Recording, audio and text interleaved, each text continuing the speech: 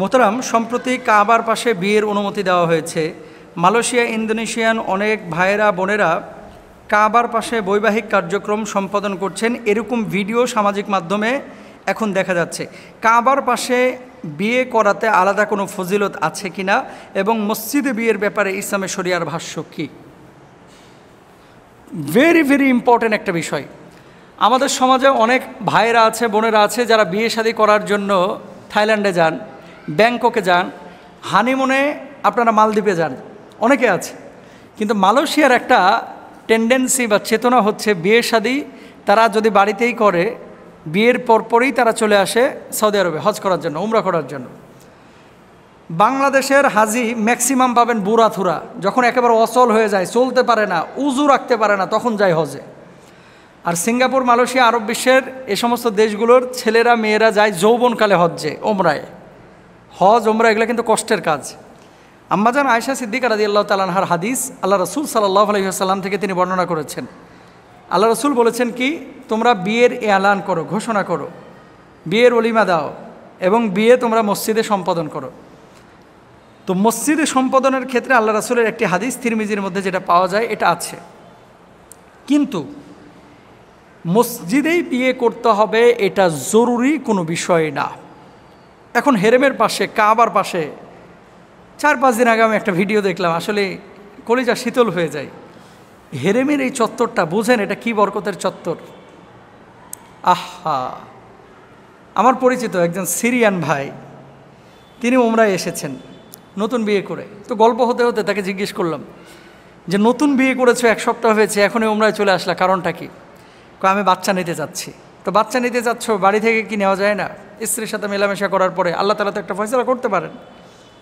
তো বলছে না, আমি এখানে তওয়াফ করব, উমরা সম্পন্ন করে মাথা হলক করে আমি আমার স্ত্রীর সাথে এই উমরার সময় আল্লাহর কাছে 7 তওয়াফি আল্লাহর কাছে দোয়া করব, রব্বানা হাবলানা মিন আজওয়াজিনা ওয়া যুররিয়াতিনা। এই দোয়াটা আমি করব এই কারণে যে আল্লাহ তুমি আমাকে একটা সৎ সন্তান দান করো। তো তওয়াফ করার পরে যদি আল্লাহ চায় আমার তো গুনাহ মাফ করে দিতে পারে, সাই করার পরে আল্লাহ গুনাহ মাফ করতে পারে, হালক করার পরে আমার গুনাহ মাফ করতে পারে। তার মানে আমি ওই সময়টা একটা বরকতের মুহূর্তে থাকি, একটা ভালো সময় থাকি। সেই সময় স্ত্রীর সাথে মেলামেশা করলাম আমি হোটেলে গিয়ে। ওই বাচ্চা যদি কনসেপ্ট করে, আমাদের ধারণা আরব বিশ্বের যে এই বাচ্চাটা সৎ হওয়ার সম্ভাবনা আছে। সুবহানাল্লাহ, কি টেন্ডেন্সি! তারা বাচ্চা কাচ্চা নেওয়ার জন্য তওয়াফ করে কোথায়? কাবার পাশে। আর আমাদের দেশের ছেলেমেয়েরা হানিমুনে যায় ব্যাংককে, যায় কি করে? দেশে পড়তো ফুল প্যান্ট, ওখানে যায় পরে হাফ প্যান্ট। অনেক মেয়েরাও আছে এরকম, দেশে পড়তে মনে করেন একেবারে হিজাব, দেখতে রাবিয়া বসরির মতো, আর ওখানে যায় মনে করেন মাশাআল্লাহ একেবারে খচ্চরের মতো, খবিসের মতো আচরণ, ছোট্ট গেঞ্জি পরে, প্যান্ট পরে, এভাবে বাস হানিমুন করে বেড়াচ্ছে। ঘোড়ার ডিম, তোর বিয়ের মধ্যে কোনো বরকত থাকবে না, আর তোর সন্তান সন্ততি ভাই আল্লাহওয়ালা হবে না, বিশ্বাস করেন। এই সমস্ত কাজ যারা করে, অর্থাৎ নিজের শরীর, এই উলঙ্গ দেহ প্রদর্শন করে, মেয়েদের পেটটা তো দামি পেট, এই পেট থেকে কিন্তু মিজানুর রহমান আজহারি বাইর হয়, এই পেট থেকে কোরআনের পাখি আল্লামা সাইদি হুজুর বের হয়, এই পেট থেকে কিন্তু আহমদ শফি সাহেব বাইর হয়, এই পেট থেকে কিন্তু বড় বড় আলেম ওলামা বাইর হয়, তাই না? এই পেট থেকে আবার বঙ্গবন্ধুও বাইর হয়, এই পেট থেকে জিয়াউর রহমানও বাইর হয়, এই পেট থেকে আবার হারামখোরও বাইর হয়, এই পেট থেকে আবার সুদখোরও বাইর হয়, এই পেট থেকে আল্লাহ ওয়ালাও তৈরি হয়। তাহলে একই পেট, সব মায়েদেরই পেট, একই পেট থেকে কেউ বাইর হচ্ছে হারামখোর আর কেউ বাইর হচ্ছে হালালখোর। হালালখোর কোনগুলো বাইর হয়? আল্লাহর ওলি কোন মায়ের পেট থেকে বাইর হয়?